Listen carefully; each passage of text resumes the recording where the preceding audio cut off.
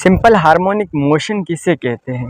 Simple harmonic motion एक खास तरह की साइक्लिक मूवमेंट होती है जिसमें एक ऑब्जेक्ट अपने मीन पोजीशन के आगे पीछे मूव करता है।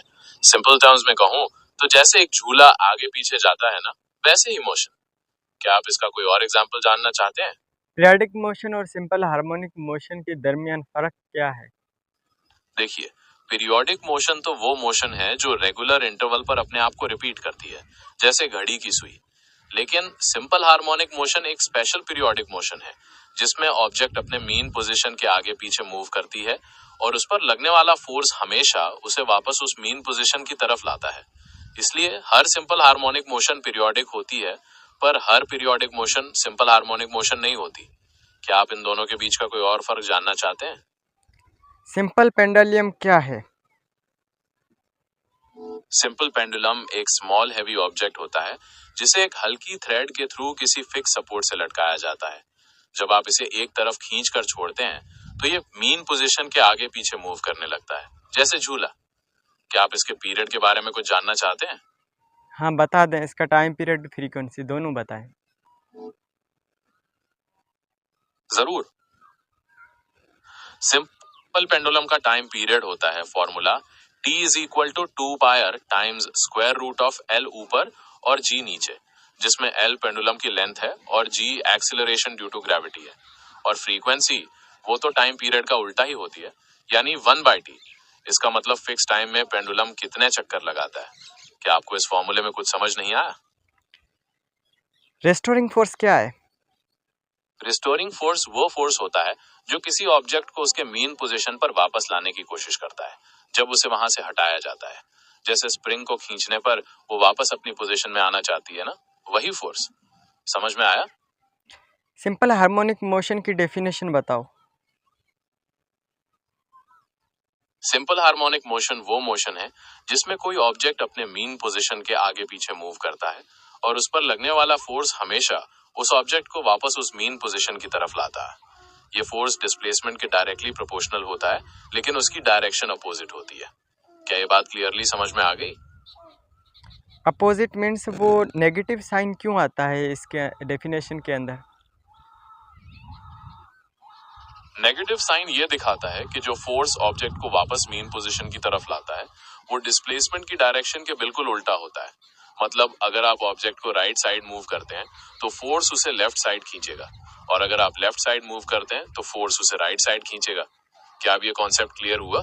सिंपल पेंडुलम के अंदर माइनर डिस्प्लेसमेंट की एंगल जो बनती है वो कितनी बन सकती है तकरीबन?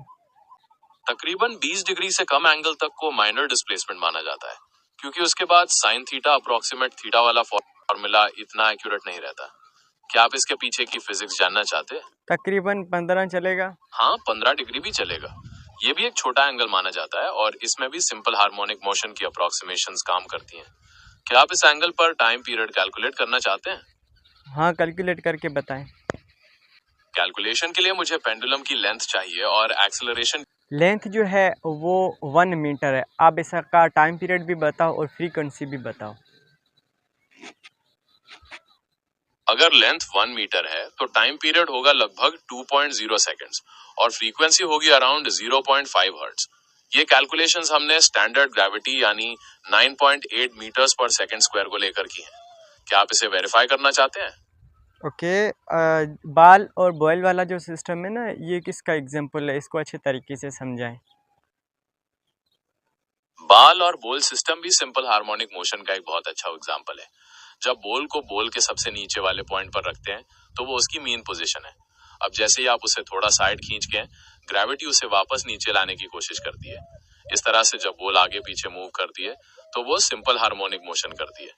क्या दोनों के बीच का कनेक्शन समझ में आया? सिंपल पेंडुलम और बाल और बॉयल वाला जो एग्जांपल है, ये दोनों क्या सिंपल हार्मोनिक मोशन के मिसाल है? हाँ बिल्कुल, दोनों ही सिंपल हार्मोनिक मोशन के एग्जाम्पल्स हैं। दोनों में ही ऑब्जेक्ट अपने मीन पोजीशन के आगे पीछे मूव करता है और उस पर लगने वाला फोर्स उसे वापस उसी पोजीशन पर लाता है।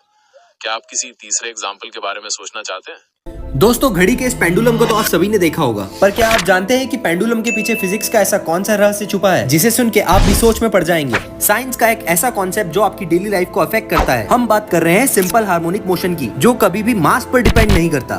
पेंडुलम का ये कॉन्सेप्ट सिर्फ और सिर्फ लेंथ पर डिपेंड करता है। इसीलिए जितना ज्यादा लेंथ होगा उतना ही ज्यादा पेंडुलम का टाइम पीरियड होगा, और जितना छोटा इसका लेंथ होगा उतनी जल्दी पेंडुलम रुक जाएगा। इसीलिए अगर क्या ये पीरियोडिक मोशन के भी मिसाल हो सकते हैं? जी हाँ, बिल्कुल। क्योंकि सिंपल हार्मोनिक मोशन एक खास तरह की पीरियोडिक मोशन होती है, इसलिए सारे एग्जांपल्स पीरियोडिक मोशन के भी हैं। सिंपल हार्मोनिक मोशन में हर चीज एक रेगुलर टाइम पर रिपीट होती है, जो कि पीरियोडिक मोशन की डेफिनेशन है। क्या आप इन दोनों के बीच का कोई खास फर्क और समझना चाहते हैं? डैम्प्ड ऑसिलेशन क्या है और इसमें एम्पलीट्यूड प्रोग्रेसिवली रिड्यूस क्यों होता है? डैम्प्ड ऑसिलेशन वो ऑसिलेशन है जिसमें वक्त के साथ साथ एम्पलीट्यूड कम होता जाता है। ये होता है एनर्जी लॉस की वजह से, जैसे फ्रिक्शन या एयर रेजिस्टेंस। जब झूला धीरे धीरे रुकता है, वो डैम्प्ड ऑसिलेशन का ही एग्जांपल है। क्या आप इसका कोई और एग्जांपल जानना चाहते हैं? हाँ, डेली लाइफ का एग्जांपल दो। जरूर। जैसे जब आप कार में ब्रेक लगाते हैं तो उसके शॉक अब्जॉर्बर्स ऑसिलेशन को दबा देते हैं ताकि झटके कम लगे, या फिर किसी ड्रम को जोर से बजाने के बाद उसकी साउंड धीरे धीरे कम हो जाती है। ये सब डैम्प्ड ऑसिलेशन के ही एग्जांपल्स हैं डेली लाइफ में। क्या बात क्लियर हो रही है?